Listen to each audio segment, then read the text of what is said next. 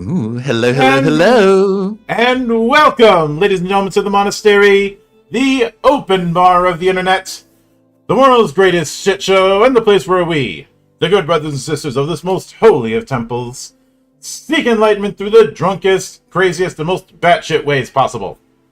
I am your one and only gaming monk, better known as Mildra, and with me, I have a newcomer into my hallowed halls. The man behind a lot of different projects. Known to some of you as Nathan Blades, known to others as Neon Caster, or as some as that one person behind trying to make Espers into dice rolls and putting music into something that doesn't have music.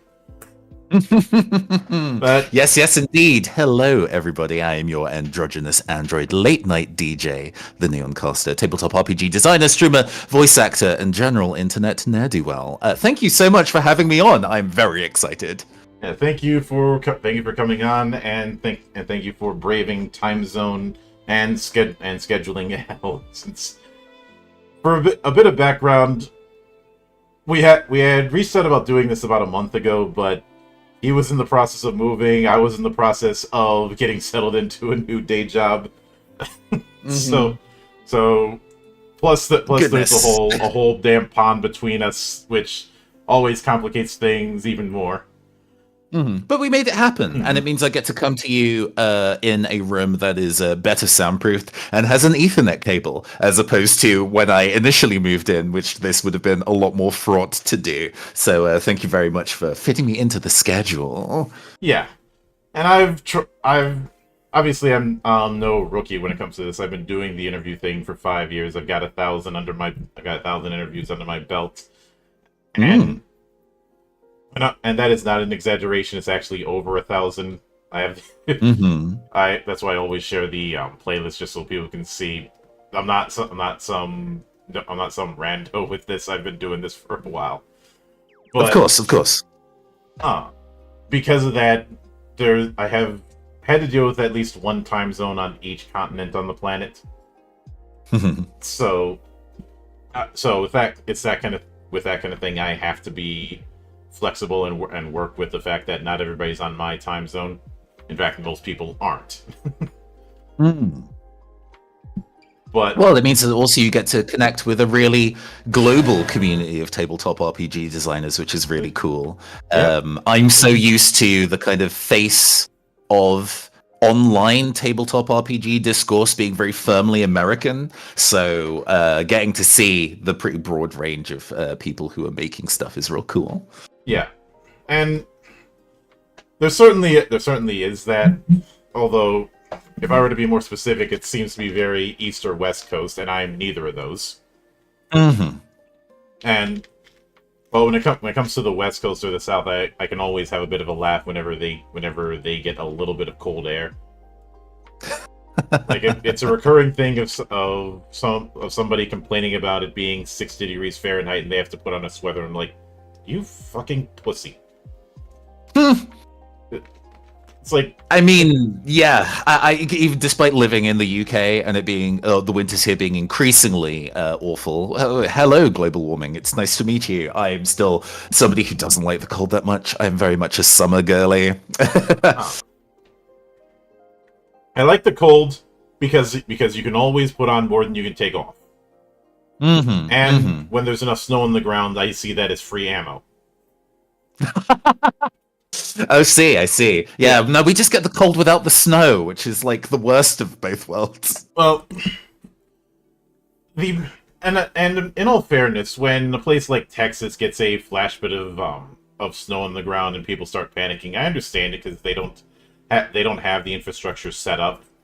Whereas where I am, if there's a blizzard, the moment the blizzard is done, the plow trucks are out, and everything's more or less plowed by the time you wake up the next morning. On the other hand, I'm a firm believer in turnabout being fair play.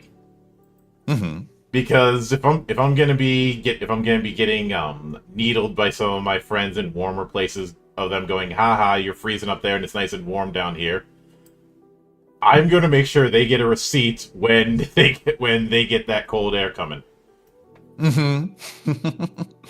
Because as my mentor would often say, I'm not trying to hit a man while he's down, I'm trying to kick him because that's easier. I see. It's all about being pragmatic. I understand. Yeah. Pragmatic and mean. I believe in true equality. So if I'm going to be an asshole, I'm going to be an equal opportunity one. Understood. Yeah, well, you're not going to be mean to me, are you? Your guest. goodness. but the dice gods are, because the dice gods are the truest form of equality, because they hate Yes. because they hate everybody. The dice have a sense of humor. And actually, to segue into talking about tabletop RPG mechanics, bits and pieces, because this is a thing I adore. I guess, do you happen to come from a very like Dungeons and Dragons OG background? Is that the kind of sphere that you like to work in, or are you more like a narrative system kind of person? I'm both. Sure.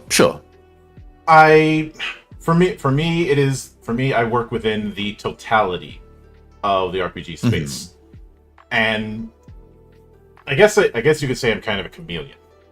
Sometimes I'm in the very wargame influenced chainmail successor kind of approach.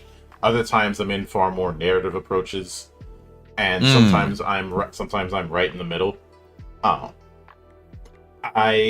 For me it's more of, okay, what is this game trying to do? What is its stated goal? And does it accomplish that goal? And a lot of times when I put a game on blast, it's because it didn't practice what it preached. Yeah, its themes and its mechanics are not lining up how you'd like. I raise that because, like, depending on people's like original tastes or where they kind of sit when it comes to dice rolling, especially if people are very used to D20 systems, they fear the idea of the dice being mean. They fear the existence of failure because it means they're not progressing. But because I, at least these days, have much more of an affinity for kind of narrative focused stuff where failing is a good thing, actually, and a good 50% of the time you're quite invested on having your character eat shit. The idea of the dice being mean is great. But then also, sometimes you don't want to use the dice at all, and sometimes you want to use a different resolution system, like decks of cards, with that kind of a predetermined outcome. You're speaking my language with decks of cards, because I've argued for years that card-based design is something that we've only scratched the surface in terms of exploring what can be done with it. There's only a handful of card-based RPGs that I have. One of them I'm covering on Fridays as part of the Valley of the Judge series, and that's a fan translation of Tokyo Nova. Yes, good, cool game. But impenetrable game. It's only been because it had a localization a long time ago. Has it had a better kind of like a localization recently? Yeah, Sang has done a much better version of trying to translate it. It's not 100% finished, but it's finished enough. And hell yeah. That is focused on the core book, the outfit catalog, and the skill dictionary. Originally, those two things were in the core book, but he split them off into separate PDFs, which is honestly easier reading. For the best. It's in that same vein of quality standard as the fan translations for like Sword World. But I've been keeping an eye on a lot of translations, official and unofficial, when it comes to Japanese tabletop, because that realm is fascinating to me. Not just because of the fact that it's operating under completely different assumptions. Like, whenever people call like Sword World Japanese D&D, I have to come in and say D&D has not had a major foothold in Japan since the early 80s. It's Call of Cthulhu that was their kind of big RPG market share, which is so strange but very cool. Call of Cthulhu, GURPS, and Traveler are as well as a lot of the stuff that's come out of FASA, and stuff have a much bigger foothold. Now, a lot of people will make technical jokes as far as why Call of Cthulhu got such a foothold, but I have a different theory. Are you familiar with the man who operated under the pen name Edogawa Ranpo? Yes, insofar that they have made anime about this guy, but I'm not familiar with his written work. Edogawa Ranpo was the pen name of Taro Hirai, who took that pen name because one of the big things that he's credited with is doing Japanese translations of the work of Sir Arthur Conan Doyle and Edgar Allan Poe. And he kind of is considered as the godfather of mystery and detective fiction in Japan. Hmm. A bit of it through the detective hero Kogoro Akechi, who would later lead a group called the Boy Detectives Club, kind of Yes. his equivalent of the Baker Street Irregulars, which would Hmm. eventually become the name of the of a kind of fan group of his work. Hmm. And because of that, there's been a very there was decades of priming for more investigative affairs when tabletop enters the picture, and Hmm. Call of Cthulhu refers to the player characters as investigators, so it's a natural fit. Yes. Yeah. Okay. They're playing, trying to find a genre love to kind of glom onto, and so rather than it being kind of like a high fantasy filter that you're looking at tabletop RPGs in, it's mystery stories, which is cool. I love mystery stories a lot, way more than I've never been a high fantasy fan. Yeah. Interesting that you brought up GURPS as one of the kind of like foundational pillars of like I assume earlier Japanese tabletop RPG interest. GURPS was actually my first tabletop RPG Yeah, it was as well, which Mhm.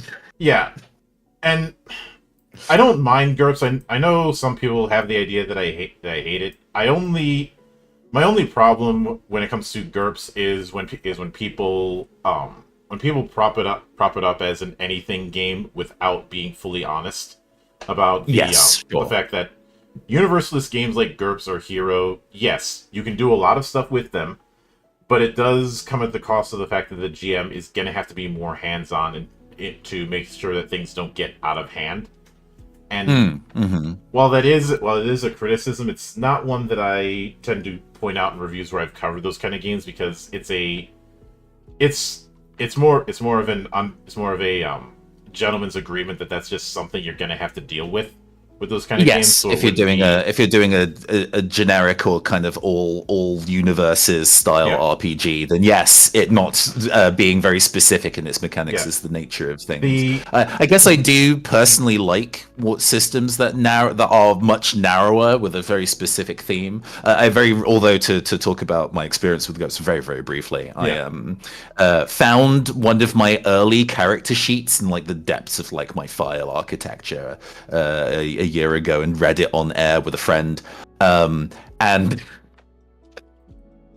setting aside the kind of pure edgelord nature of the character, which clearly I thought was fucking amazing at like 17, what really stood out to me is the way that balance works in GURPS, and that, oh, you can just keep taking disadvantages so you can have the points to spend on advantages. So because I wanted my character to be a spellcaster, I took a bunch of very petty, inconsequential negatives, stuff like sadist and colorblind, mhm. and clearly, and of course, I gave the character heterochromia because, of course, I did.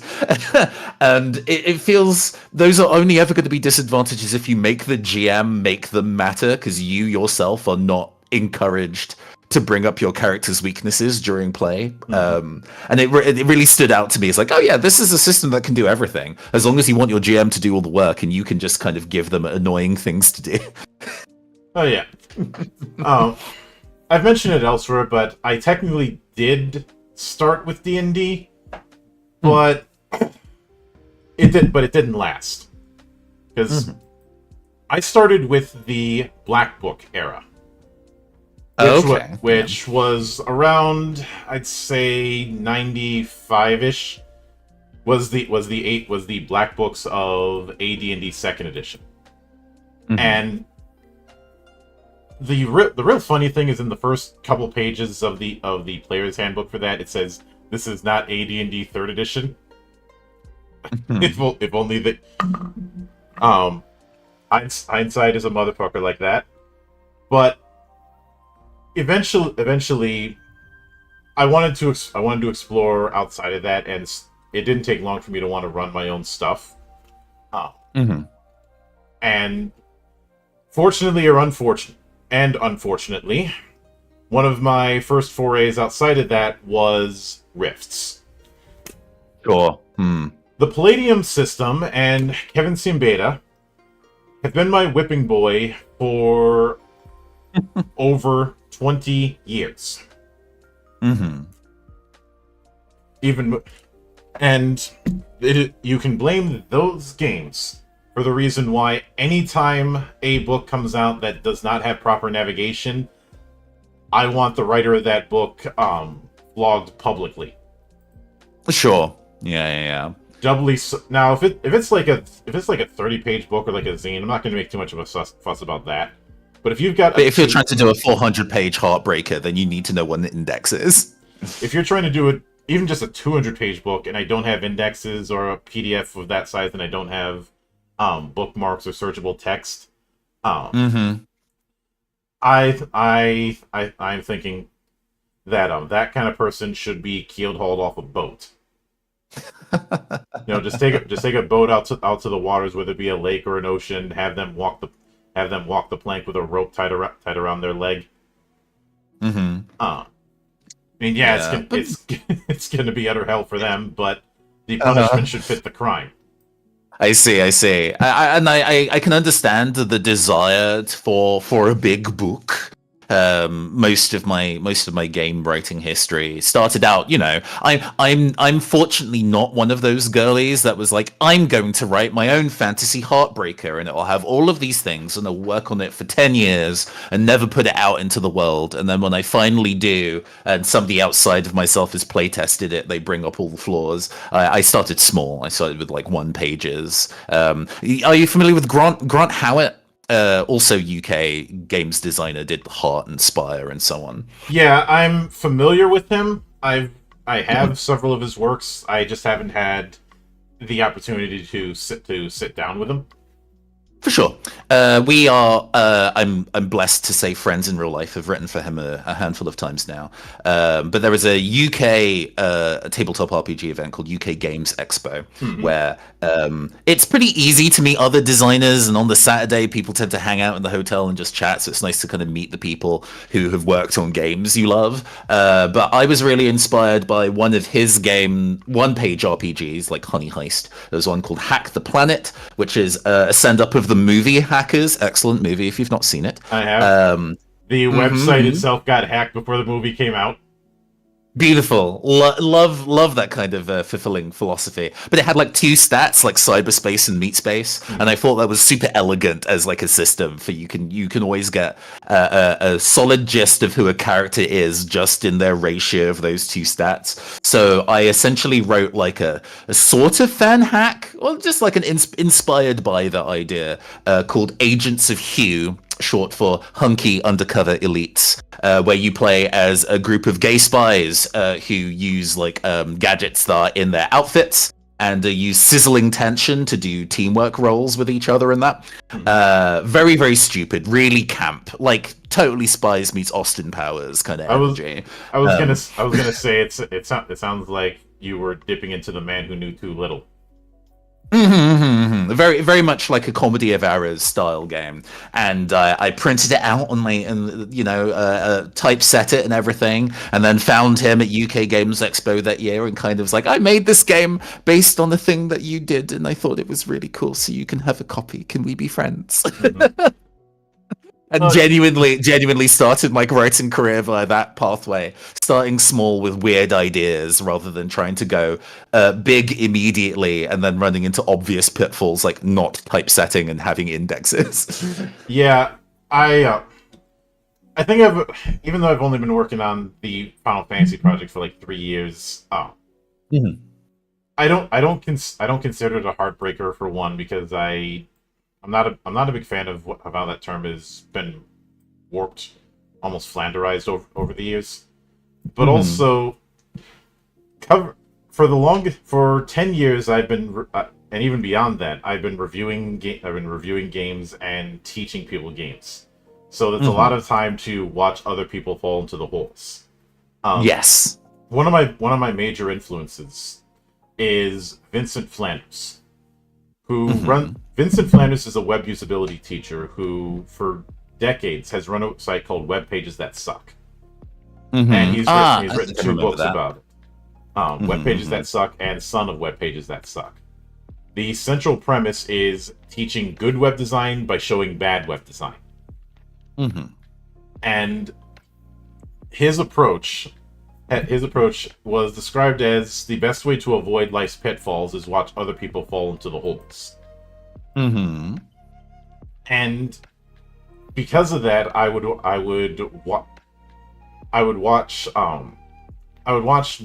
at good games and look at bad games.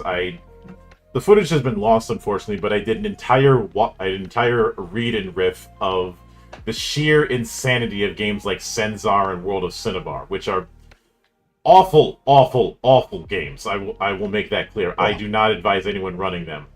But in terms of reading them with the same energy that you watch a bad Ed Wood movie, it is Mm-hmm. perfect. I mean, there's stuff that I've admittedly hacked for weird ass games because one of the more normal things in like World of Cinnabar is a flying grizzly bear that shoots lasers from its eyes.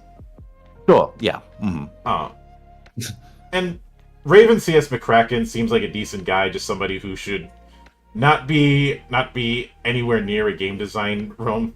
But Wow. I do have to wonder if there were a few lines of hard candies being distributed in the writing room.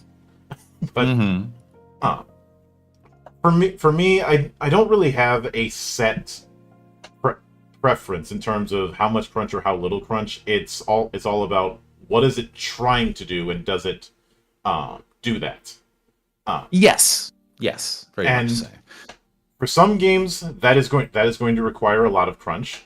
For some games, it is not. I know that there's a particular narrative among some parts of the wider community to say crunch bad, excess math bad, and all of that. But I have seen just as many people who enjoy talking about the crazy builds that they make, and it's to that end that I'm reminded of that saying that there is no royal road to geometry. Sure. Yes. And Yes. I think It is a medium, and as a result, the medium can be expressed in multiple different ways. yeah. I would say for myself, and actually, I'm going to use this as an opportunity to shout someone else out, and then kind of talk about how I do my own shit. One of my best friends and an excellent tabletop collaborator, Will Yule, UHL. Has worked on a wide number of different games, but in particular, one of their biggest is Net Battlers, which is like an unofficial tabletop RPG for the Mega Man Battle Network games. I know exactly who that is. He's in my damn server. Yeah, no, he's sorry, they're like my best friend. Yeah. we've worked together for a very, very long time. Yeah, I know exactly who that is because if it's the same person I'm thinking of, is that Enix? EAINIX? I don't know if they're using other handles in other places. It's not a handle I know, but but Net Battlers in particular straddles this really, really interesting line of being mechanically quite light, but with huge range for build complexity, because it's both the Natop and the Navi, what powers the Navi has, and then what like chip loadout, like the item loadout that the Navi has. Yeah. And in those wheels, you can have so many different elaborate combinations. It hits the same part of my brain that like Pokemon does, where the rules of being able to battle somebody in Pokemon, its math mechanics aside, are quite simple, but the complexity is actually in how you connect those Pokemon and those moves together, but playing the game is quite straightforward. I don't like games that to resolve a roll or a turn of combat requires like 8 to 10 steps of stuff to do, because I'm incredibly impatient, and I'm also I come from a world of actual play where that style of waiting or processing through turns would be on air poison. So I quite like going quickly, but having lots of room to express my character through how it's built is a thing that I really appreciate. Yeah. And I think the the types of game where if I were to use an example of a game that did not meet that criteria I mentioned of not accomplishing its goal, Mhm. I'd I would probably bring up the Power Rangers RPG that came out a few years ago, which Oh, yes. was one of the rare cases of a game design actually getting me pissed off. Hmm. Because it.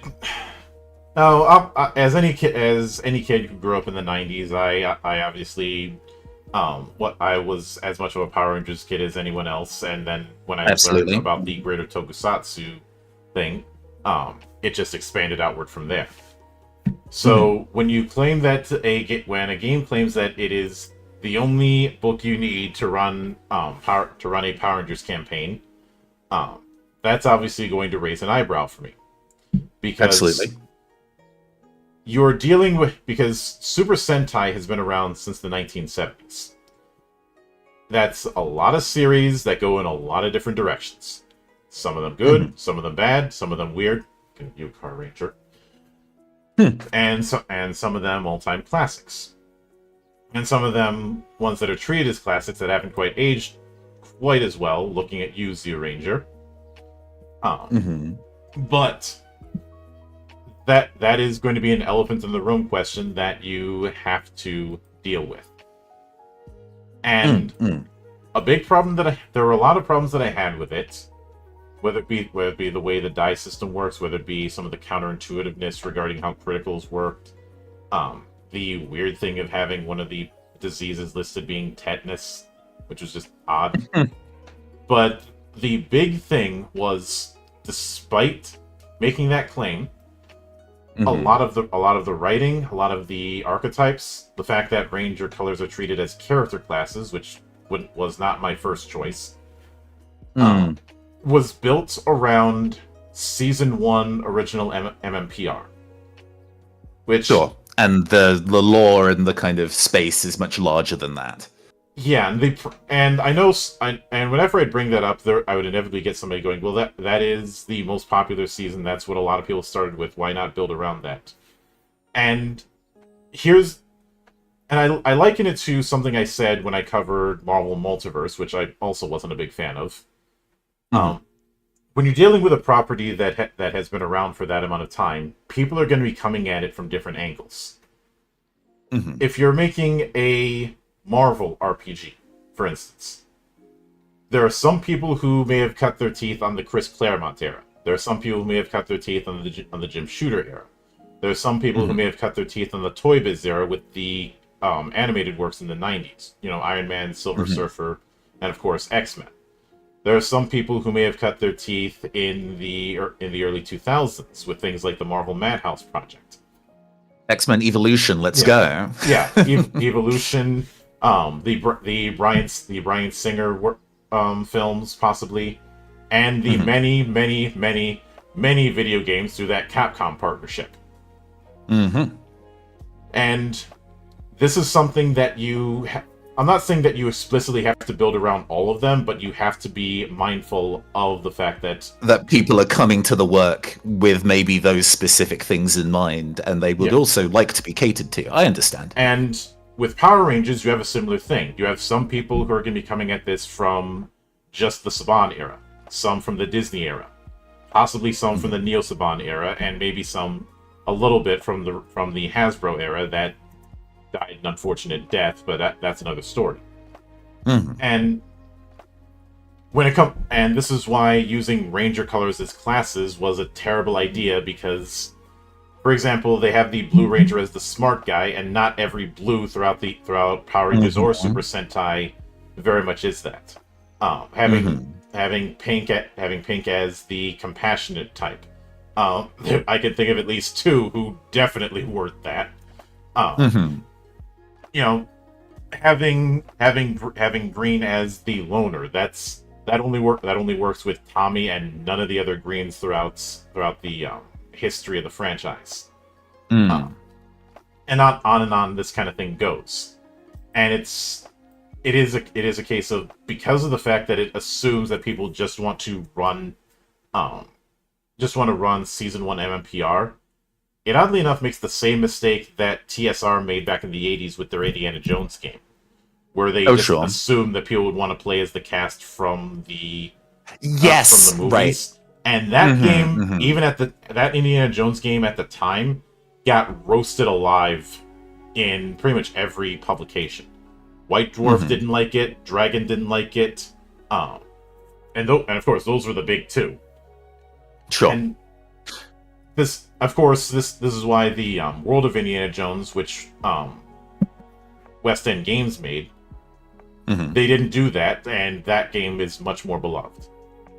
Yes, I think this is a thing, especially since we're currently going through a renaissance of tabletop RPGs that are based on existing IP specifically, and the worst ones of those assume you will just be trying to do canon material and not give you enough scope to do own storytelling or like your own world or like tone or canon that is reflective of the IP instead of just the IP, and sometimes there can be a friction there. To segue slightly into talking about my own design philosophy and how this lines up with that, every game that I write, and especially when I look at new games, it is around the question, what is the narrative moment that you as a GM or the writer of the text would be really excited for the players to be excited about and invested in?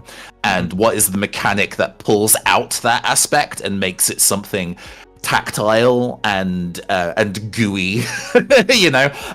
It's one thing to say, oh, here is a rules light cyberpunk tabletop RPG, but what are the rules in that rules like cyberpunk tabletop RPG that actually evoke an aspect of cyberpunk that is exciting and for players to feel excited about doing?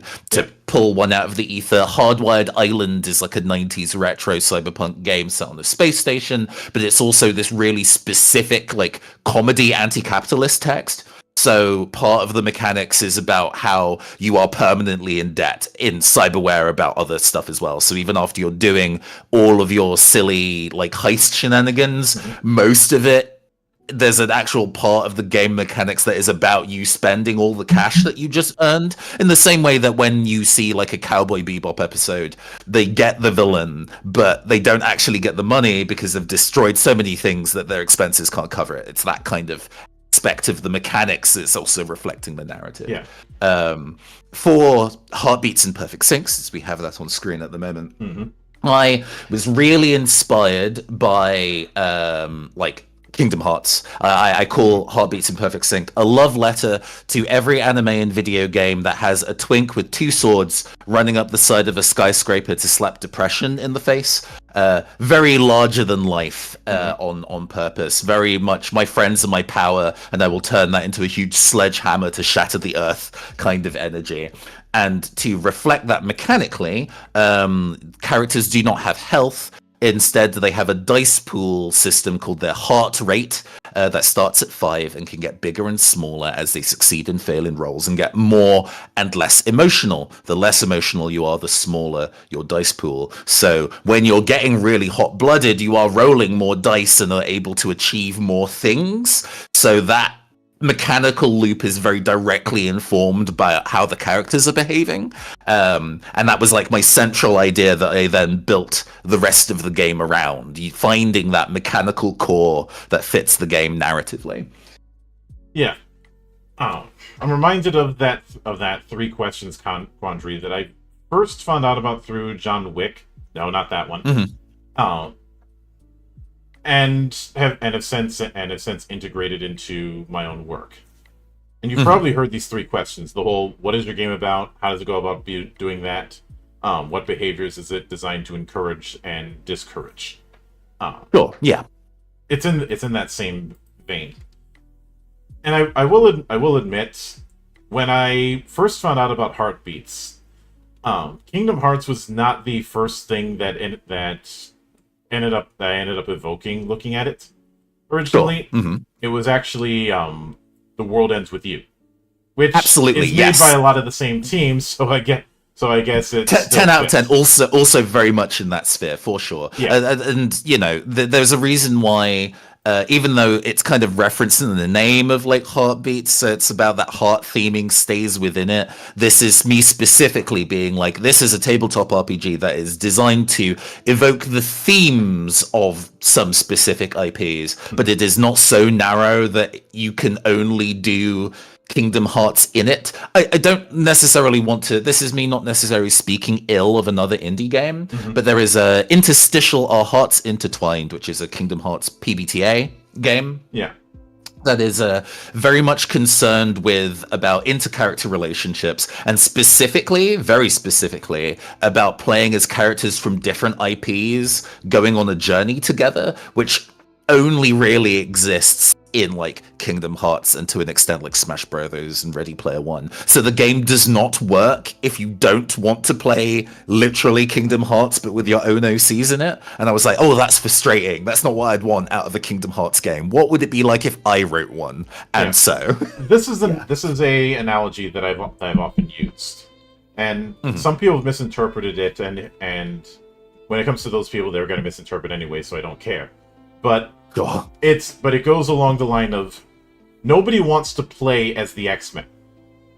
What they want to play as is a student in Xavier's academy. Even if that student might have the exact same power set as like X-Men or Storm or Rogue.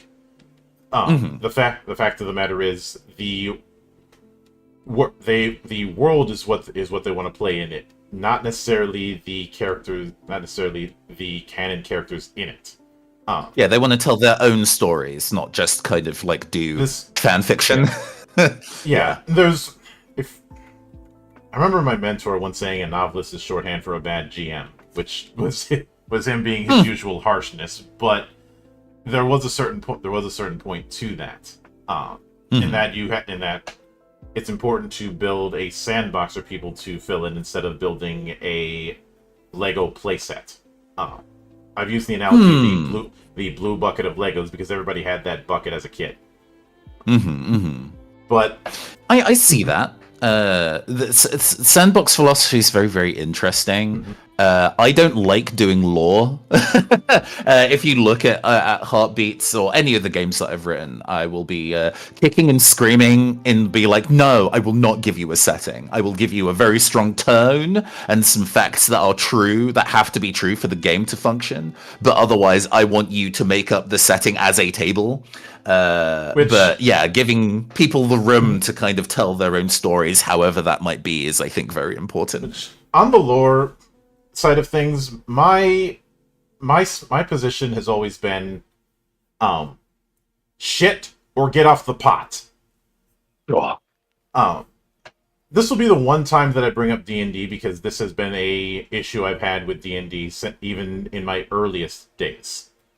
You either have a setting or a vibe, or you go agnostic. You cannot do both. Anytime you do both, you end up with a developer's no man's land. And like when I was playing like 3rd edition, because even back then I would hear you can use this to run any kind of fantasy. I'm like, if that's the case, why do exotic weapons exist? Sure. Like, you hear people say that you can use this one game to run any kind of fantasy, but fantasy is a wide net. In the same way that space opera is a wide net. Babylon 5 and Star Trek are both space operas, and they don't operate all that similarly to each other. Just to use those two as an example. Outlaw Star and Cowboy Bebop are both space westerns, but they do completely different energies. And saying you can use this to run any of a single genre, that is so wide of a net that you either have to be very generic and thus aren't able to evoke much, or you have to just pretend that one entry, like pretending that Star Wars represents every space opera, which is good. Which, when people want to do something off the beaten path with it, is going to create problems.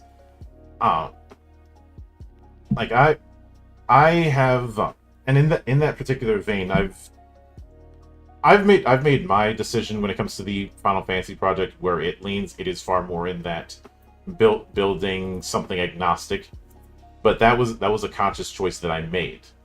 When you try and do when you try and do both, neither ends up winning, and you just end up with both sides of it pissed off. If if in the case of I'm not saying that every game needs a setting or it needs to be agnostic. If you're providing a consistent vibe, that usually is enough. Last a month, strong tone does carry very, very far. Yeah. Troika comes to mind, where it has like a page at the start of the book that it kind of talks about traveling between the golden spheres and a flying boat, and it's kind of like a science fantasy, psychedelia adventure. But beyond that, it doesn't give any lore as like setting information to read, but instead every single background, like character class of a sort that you can play, has really evocative text as to what that background is and means, and builds the lore out that way. And because it's such a popular system to do fan content for, it means that every like fan background you bring in brings its own little nugget of world lore with it to then be part of this larger melange, which I think is very, very, very elegant, actually, for a game as silly as Troika. And there are two examples I can think of. One on either end of the extreme. One example of doing this kind of thing right, and the other of doing it not so right. Sure. Last month, I reviewed Dragonbane, specifically the core set, which I think is a very, very effective gateway drug into getting into the hobby. Sure. If you're not familiar, are you familiar at all with Dragonbane? Yeah, in its general tone and premise. I do not know its mechanics, though. Yeah. Mechanic-wise, it is a roll under D20 affair, because it traces its origins to the fantasy world variant of basic role playing. When that broke out in Sweden, and Dragonbane was originally known as what would translate into English as Dragons and Demons. I'm not gonna butcher the original Swedish because Eastern European languages just fuck me. But there is even though it doesn't have a setting per se, you have a lot of recurring themes of dragons and demons as two ends of an extreme of representing order and chaos. And as well as another tagline that the game uses, which is mirth and mayhem, which is meant to inform the kind of serious but not attitude that the game has. I mean, for fuck's sake, it has Duck Knights as a potential option. And even though it doesn't have a setting, having that particular vibe and having that particular tone, whether expressed through the art or through some of the text, as long as it's consistent, that's fine. The example of what not to do that I often use, especially recently, has been Avatar Legends. I know some people are fond of it, but I have to call things as I see them. And I was not all that high on Avatar Legends, especially compared to some of the Avatar fan projects I had seen over the last few years. Stuff like the Second Age and some of the other system adaptations I've seen. And a big part of it was the same problem that I had with the Power Rangers RPG. It's more focused on emulating the show and not the world the show takes place in. And the most damning part of that, for reasons that there is an explanation for it, but the explanation was dumb. Was avatars are not playable. You cannot make an avatar PC in that game. Sure. And the reason given in an interview was some things should remain mysterious. And as soon as I heard that, I immediately ended up channeling one of my favorite lines from the first Avengers movie. I understand the council's made a decision, but given that it's a stupid-ass decision, I've elected to ignore it. Sure. Because you're leaving storytelling opportunity on the table in the name of canon.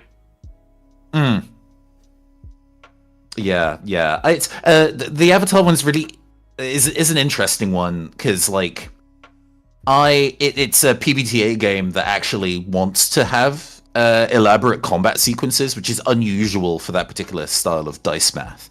So I was like, oh, I'm interested to go and see what this is about. Actually, oh yeah, I'd be cool to see how it kind of squares the circle on that. It is maybe the only tabletop RPG that I have ever seen in my friendly local game store that is shrink wrapped. It is like in the world where moving through, like flicking through books physically is like the easiest way to sell a book in a game store. To wrap the books you cannot look at the rules inside is so capital S suspicious of how confident you are in the actual mechanics of the thing you're offering versus just the IP on the cover to maybe go like, okay. So that it has resolved that in some ways the game does actually not play very well. It's not a huge surprise. I can understand their concern with like the player being an avatar, being very narrative steering, but it also makes me think of how there's been a Doctor Who tabletop RPG for quite a while that my partner quite enjoys. And in that, the Doctor is only playable by a PC for a short period at a time. The Doctor is always there, but you wrest control of Doctor choices when tonally appropriate. So you get to be the Doctor, but you don't get to be the Doctor all the time because that would be like narrative destroying. Yeah. And I thought that's quite clever of a way to handle that. And regardless of that, it's a question that is going to get asked. And from when it comes to I know about the Doctor Who game you're talking about. I think that's actually the third one that's come out over the decades. Oh yeah, but the last time that I played it, the PCs were members of Unit, because I wanted to kind of lean into the spy theme that the Pertwee era was doing because it was the 60s and 70s and the spy craze had hit full swing around that time, and the approach and.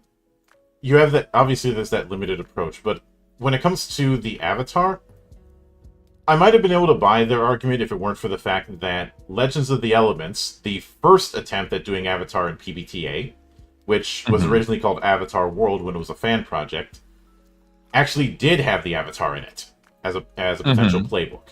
It was in the GM section with a few caveats, but it was there as an option to be utilized. So there was at least precedent,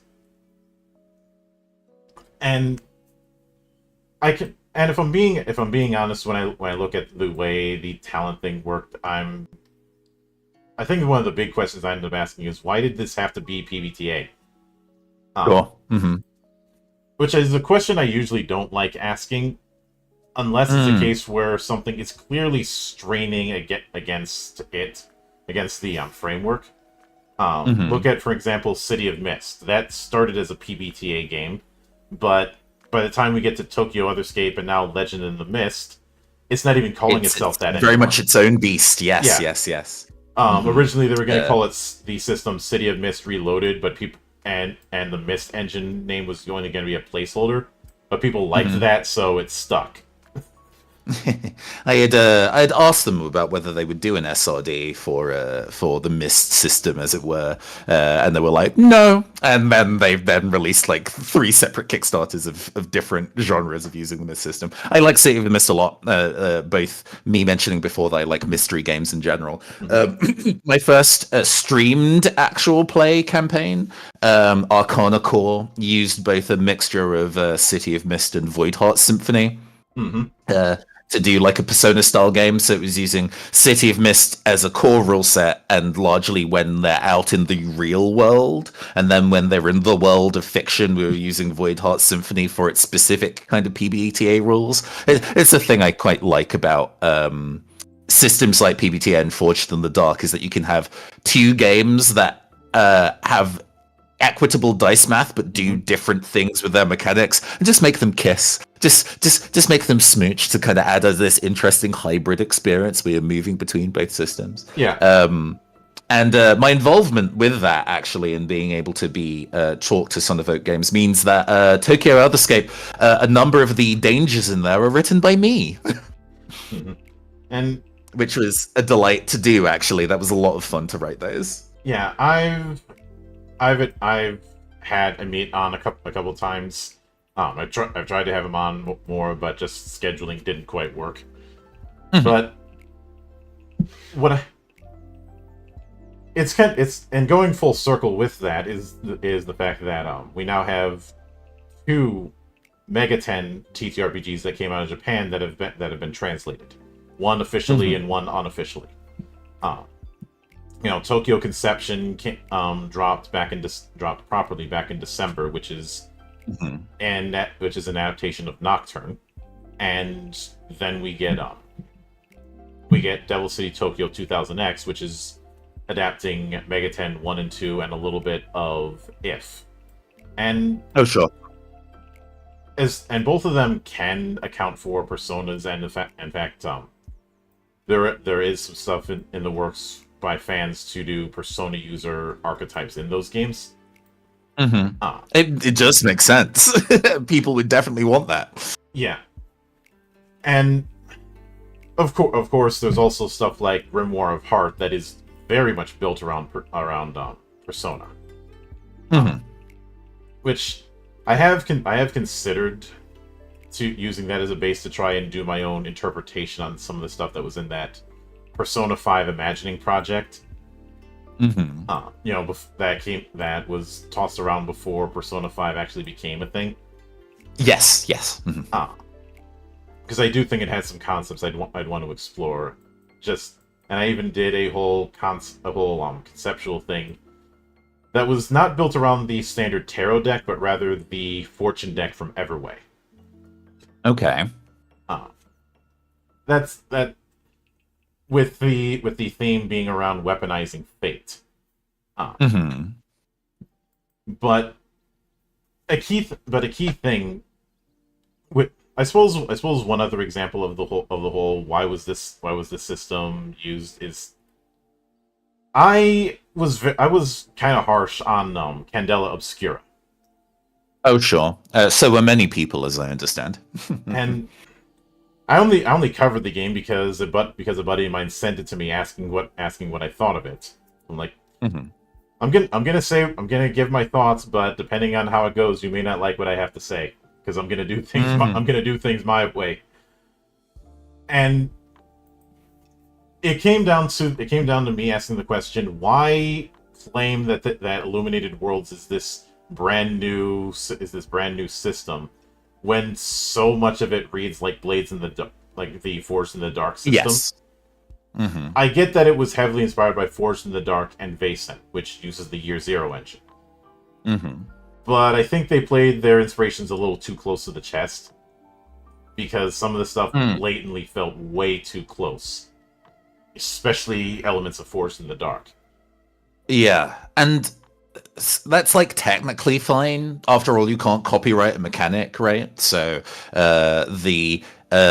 if a game looking too close to a different game mechanically was like a major kind of like disregarding point, there's a lot of indie games out there that would be really suffering pretty hard. But we are talking about, Darlington Press, who have a lot of money considering the space that they were rolling in with Critical Role and all that. So they had the room to be able to go and work in those spaces. But thinking about it and like putting like the business hat on, right? So many people who would be following Candela Obscura would have not have actually like engaged with a system outside of Dungeons and Dragons, because Critical Role was for the longest time only about that game and nothing else. Mm-hmm. And I'm sure you've also gone through the same problems as trying to talk to somebody being like, hey, why didn't we play this game? And they're like, I already know how to play D&D and I don't have the time to learn a different game. Learning a different game is so scary. I don't have that problem as often as some. And I think I've been doing my own actual play series called Cloister the Dice for about a year, and we've gone through a bunch of different systems. Even had some people GM their games as guests. We've gone through Everway, Sword World, the Robotech RPG by Strange Machine Games.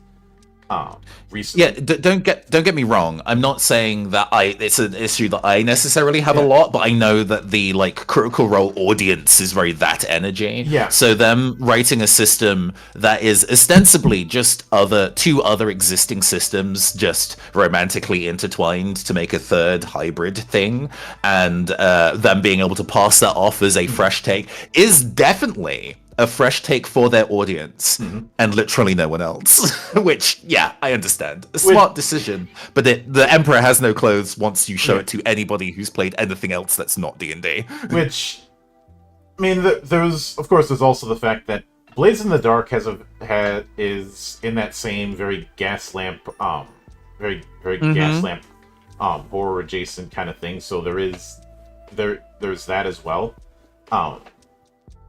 But I think it was also the timing thing, because the Illuminated World system was announced right in the middle of the OGL fiasco, when a lot of people were getting off the 20-sided bandwagon and doing their own shit. And we want to find literally anything else, and here they come with anything else. Yes, absolutely. And there was a whole lot of talking of, we're doing our own thing. This is a wholly original system. And the first rule of shit posting is talk shit, get hit. And if you're going to be talking all that about how you're doing this wholly new original system and all that, and you don't deliver, I understand the whole Critical Role audience thing, but when I'm reviewing something, I'm reviewing that and nothing else.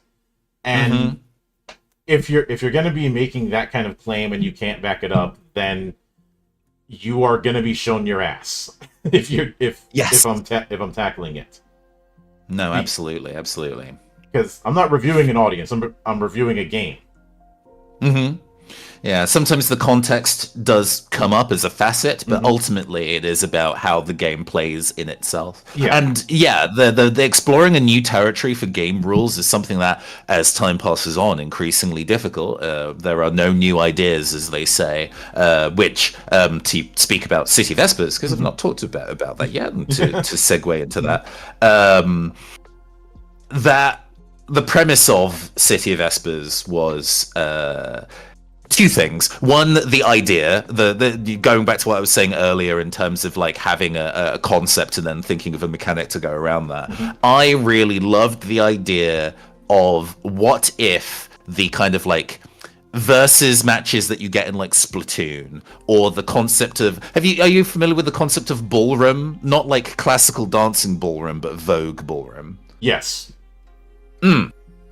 So the idea of having a house of artists who have all worked together to do dances, design outfits, have a specific unified look, and then meeting against other houses to do combat with each other. And I'm like, I love that energy, that very kind of DIY, slightly punkish, inherently queer energy. It's an LGBT concept that isn't necessarily about who's kissing who, because that's a very narrow facet of the queer experience, but also psychics, because that's a fun kind of like anime concept. I love being inspired by kind of anime and JRPGs and the stuff that I do. So yeah, what if Vogue ballroom but psychics? Yeah. And then, if they're psychics, then this has to be a game that uses a deck of cards, because then if you're card counting, you will eventually start having a very good idea of what other players have and able to kind of adjust what you're doing, bearing in mind what other people will have available, which is what real life psychic cold readers do, is by taking that probability information and look like you're mind reading. So having that mechanics reflect the theme was one of those really, really big things. But like, because there are so few card games like tabletop RPGs that exist, but there's a design space that is weird to tread the design space for cards so well when so few games exist, but trying to make that feel like a unique aspect that nobody's been fucking with before was one of the really big design hurdles for City of Espers. Yeah, and I can certainly get that. And when it comes to that kind of thing, there is one other there's one way I can integrate music into what you're leaning into with that. Do you know why Cowboy Bebop, for instance, called all of its episodes sessions? Oh, sure. It's so inspired by jazz as an energy and the kind of improvisational nature of it. Shinichiro Watanabe is so heavily inspired by music in almost all of his works. Cowboy Bebop and Samurai Champloo are two of my most formative kind of anime. I have a tabletop RPG inspired by both of those called Wandering Spark. So yeah, absolutely. And there is definitely that same kind of energy, and I could, if I wanted to go a step further, I could also invoke, say, the import tuner culture that blew up in the mid 2000s, especially when people started to get wise to the idea of toge style racing. Which, if you've seen anything from Initial D, then you've seen toge racing. That sort of. The whole idea of expressing yourself through heavy customization of a thing to reflect what you are spiritually, almost through the thing that you've made, and I find that infinitely cool. That is always a thing I adore in both within games and without. And I'd also be remiss if I didn't bring up stuff like Jet Set Radio and its successors in various forms, as well as anime like Air Gear. Graffiti culture was also one of the big inspirations of City of Espers, alongside Vogue and ballroom culture. You can pretty much summarize all of it as just Shibuya and everything in Shibuya. Yeah. I mean, it's one of those worlds. Granted, my knowledge of urban Japan has some limitations. So when I've been thinking about the world of this game, a lot of it is informed by London and Manchester, since those are parts of the UK that I really know, and they have their own queer culture and street culture that's reflected in that. Manchester is very much a music capital. Musicians from overseas still make a point of visiting Manchester as part of global tours because the music history is so strong, and that kind of thing is one of those kind of passions that very subconsciously reflects in the stuff I make. If I were to build it around my neck of the woods, I would have to invoke drinks, because despite what some of the coasts will tell you, the true king of local brews is the Midwest, which isn't too surprising when a lot of early settlers in the Midwest were Germans and Scandinavians, and of course some. There's the craziness of Oktoberfest, or the fact that Germany is the world's largest per capita consumer of cheese, which is why Power Metal is so cheesy. I'm not saying. And I love the idea of there being an Esper house where everybody there is like a craft brew person. That's sick. Yeah, I've written settings where whole houses are built around different craft brews, and everyone will insist that they make the best beer in that particular region. Which, when you've got everybody claiming that their stuff is the best, that's how the fight starts. How you got to do battle, whether it's a taste test or a fist fight. You got to show your dominance one way or another. Cualquiera nos dos. Mm-hmm, mm-hmm. And I guess that's essentially what Espers is the law that does exist is the idea that a small period of time ago, in a very X-Men kind of way, people just started awakening to psychic abilities unbidden, which in a world where in our existing world where any small differences between people will immediately start like prejudicial outkeepings, people manifesting psychic abilities would very, very likely have them persecuted. Mm-hmm. So Zena City exists as a place where Espers psychics from across the world have like emigrated to, having kind of had to leave their old families and communities behind because it's no longer safe for them, and then making new found family at this location for houses to be formed. Yeah. In its initial kind of format, I had the idea of essentially trying to split the game in two. Where you can play it as like a narrative RPG and then also play it as a skirmish game. Because I was looking at the likes of Morkborg and Phantom Psalm, which are made by two different people, but Phantom Psalm specifically is trying to turn Morkborg into a skirmish war game, but the rules of both are pretty much exactly the same. And I'm like, what if that was just one book so you didn't have to buy two texts? I hate the idea of like the Dungeon Master's Guide and the Player's Guide. Buy two hardbacks. Granted, if I sold this, and this was my idea, I specifically wanted this to be my big game, the thing I would release physically as a hardback in stores. And it would be economically neat for me to be able to have two books and have two bites at the cherry, but I thought that's morally fucked up. I don't want to do that. Can I kind of get this to sit as one text? And that shit is difficult. Yeah. And out of curiosity, are you familiar with an old game that was on the original Xbox called Phantom Dust? Yeah. That's it's like a post-apocalyptic, almost deck builder, third-person like shooter combat thing. Yeah. Very strange.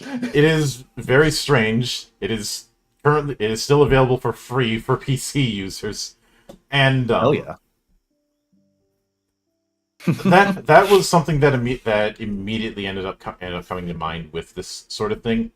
Aside from the fact that it also involves psychics and involves cards, because the guy behind Panzer Dragoon was playing Magic the Gathering at the time and got ideas.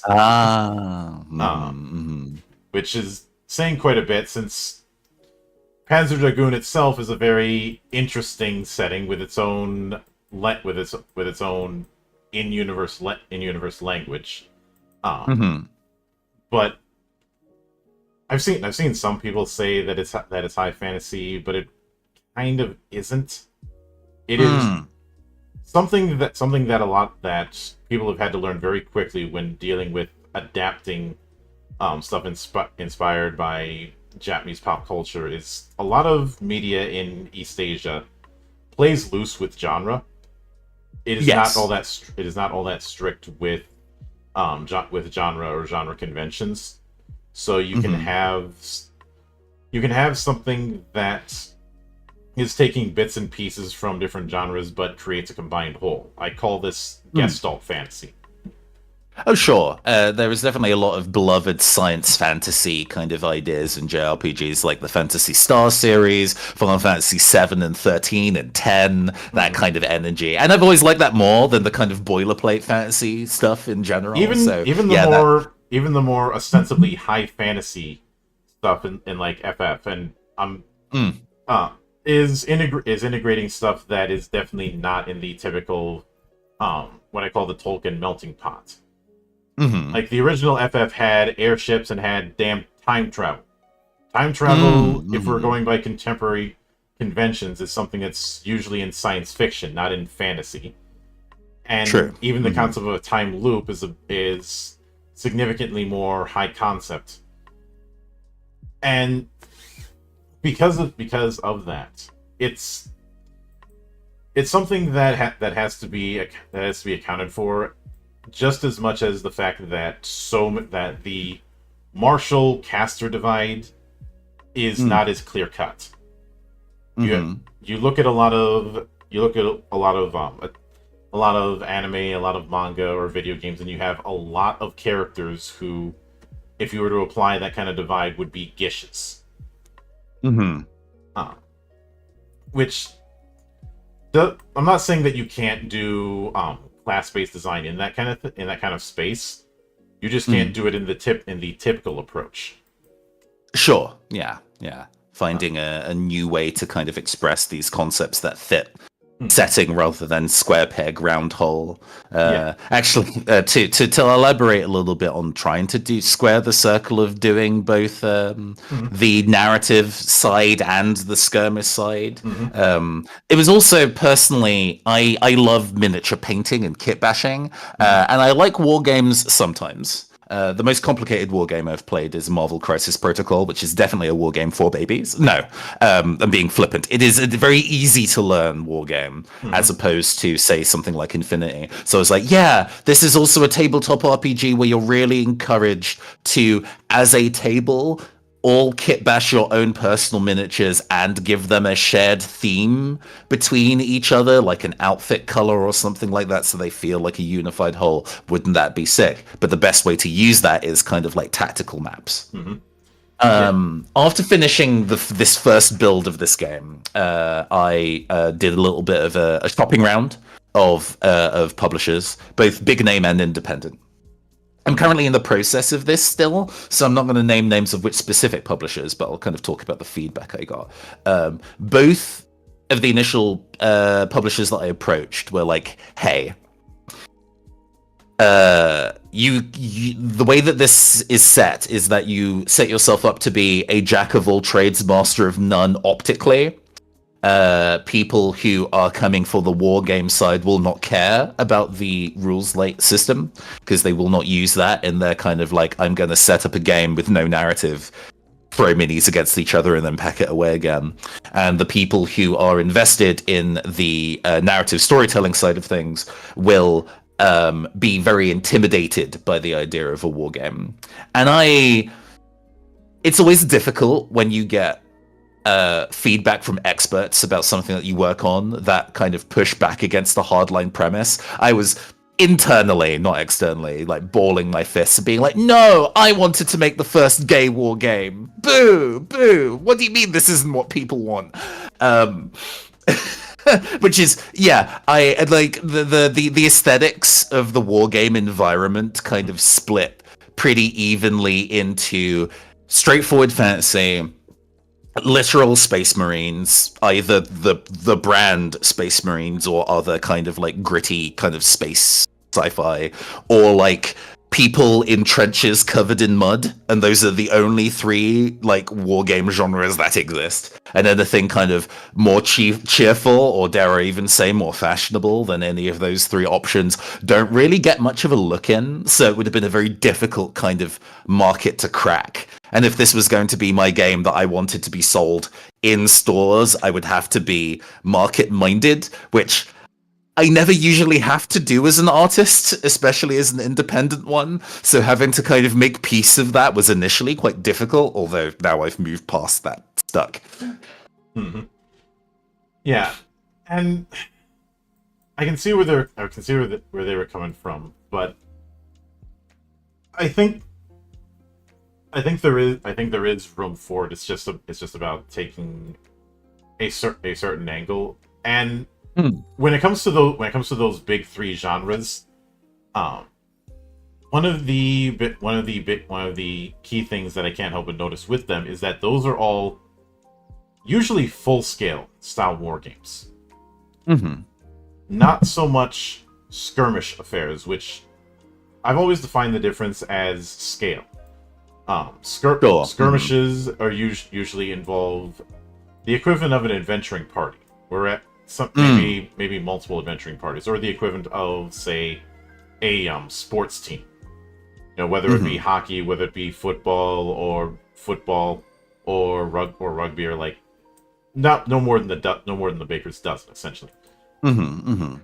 And I think when you're dealing with that kind of smaller scale, the rules change.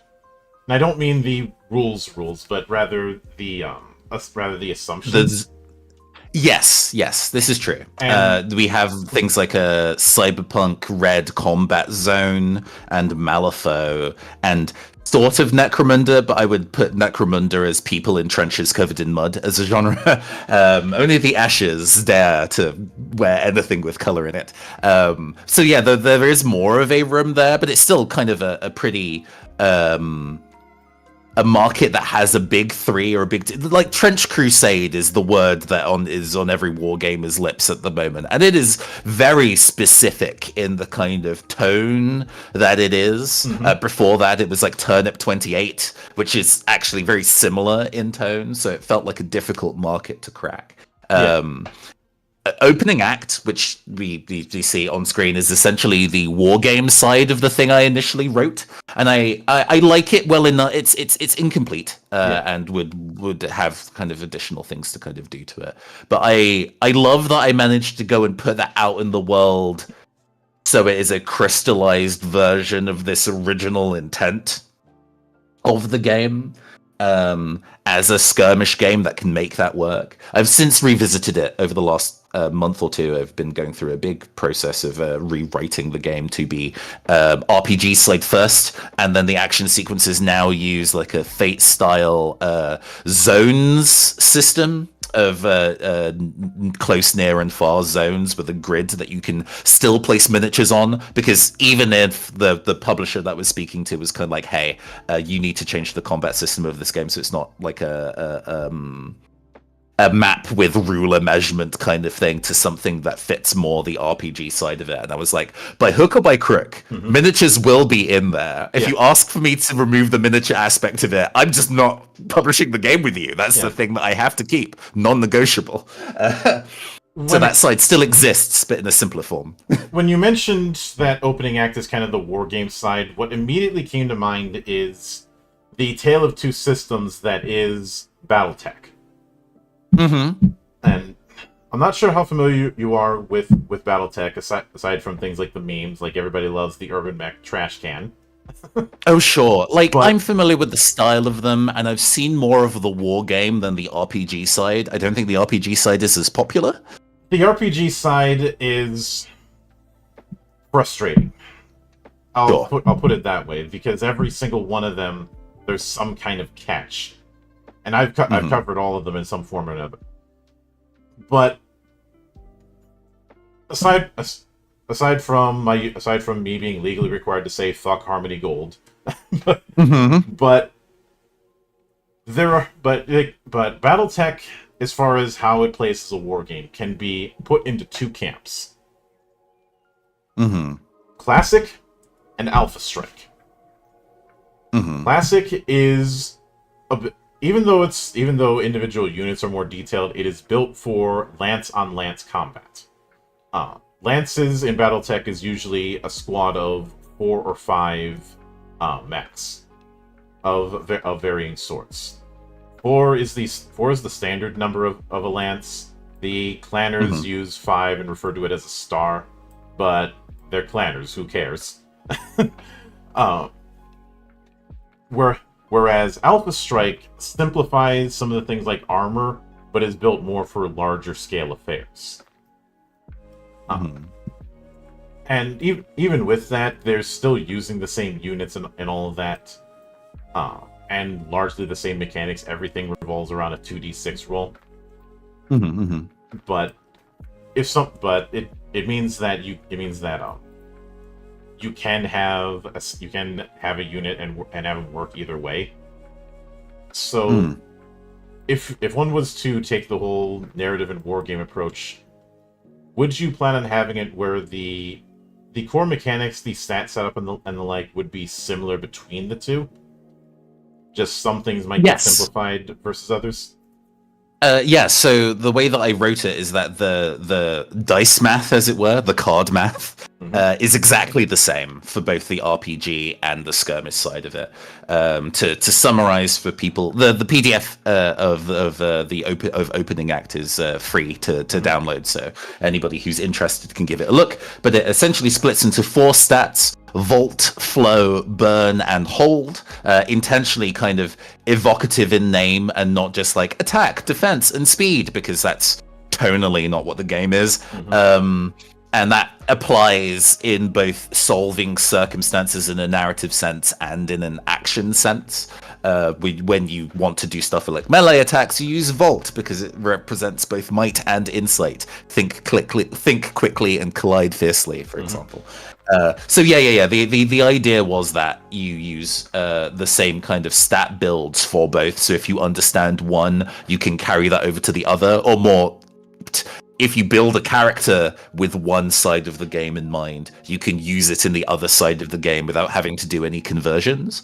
What will probably be the circumstance is that I will put my whole pussy into releasing this like RPG side of things and have that be elaborate. I'll even have a setting, an official setting with official houses and districts to visit because that's what people want out of a big physical book. And then if that happens to not do terribly, like if it manages to actually have a market share, or I say market share, an audience, a played audience, and it manages to get that kind of groundswell, then I can release the skirmish book as a side entity, which ultimately was the thing I didn't want to do the first time around.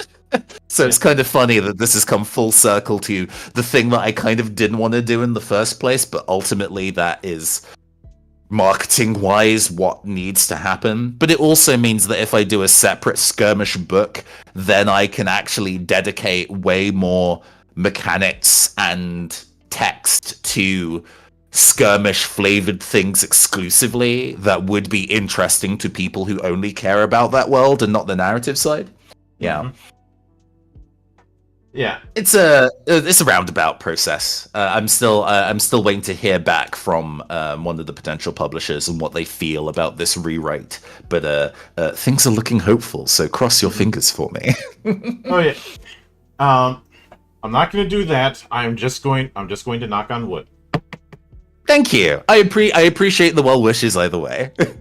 Because look, monks sometimes have to pull double duty as priests, and I'd be lying if I were to say that I have not had to bless someone's dice at least once. Because we all know that one person who just seems to have some sort of hex on them against the placed on them by the dice gods, where they just never roll well ever, and nobody wants to touch any dice that they've touched.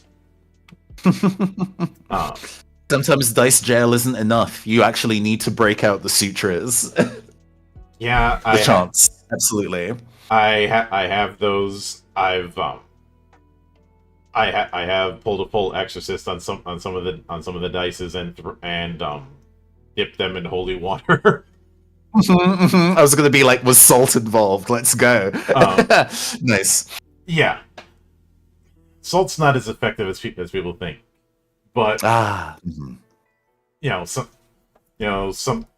sometimes doing a thing of burying a set of dice in the backyard for a week to get the stink off it, because I treat praying to the RNG gods the way Conan treats praying to Crom.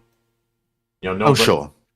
I'm not sure how much of Conan's work you've read, but no one actually prays to Crom. His name is used more like a curse word. Sure. Yeah.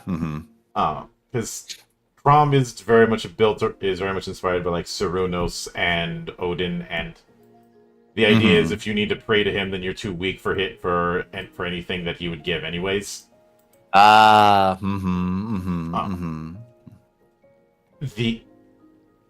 And the last thing you want is to get the attention of Crom and his devils. That kind of thing. But with that said, I'll look forward to seeing how City of Espers develops and expands. And given the whole house thing, I may be able to integrate that with something else I've been kicking around, called Agito Arcanum. I'll give you the skinny a bit later. But sure. With that said, I do want to sincerely thank you for taking the time out of your schedule to come all the way to my monastery and enjoy the madness that happens here. No, it's been a fantastic chat. I love talking about tabletop RPG design and mechanics and stuff like that. So this is always a fantastic opportunity. Thank you. And anytime you see fit to return, the door is always open. As I often say around here, drinking is not mandatory, but it is encouraged. I forgot that was part of your opening. Otherwise, I would have poured a bit of rum for myself when I started. But I can crack one open for relaxing after this chat. But yeah. The hopefully. Though folks listening out here, if you also enjoy the nature of these kind of like urban fantasy stories, please do check out this work. I hope you get to explore the idea of forming communities and found family in your own works. I find that kind of thing increasingly important to me at the moment. No reason why, just in general. And find community and joy in a world that can be difficult and hostile sometimes. Yeah, and of course, a sincere thanks goes out to everyone who took the time out of their schedule to come onto the show and enjoy the madness. And there'll be plenty more where that came from, as there always is here on the open bar of the internet. But until then, on behalf of the good brothers present and not present, my name is Mildra. I am your gaming monk. Stay fucking frosty, everybody.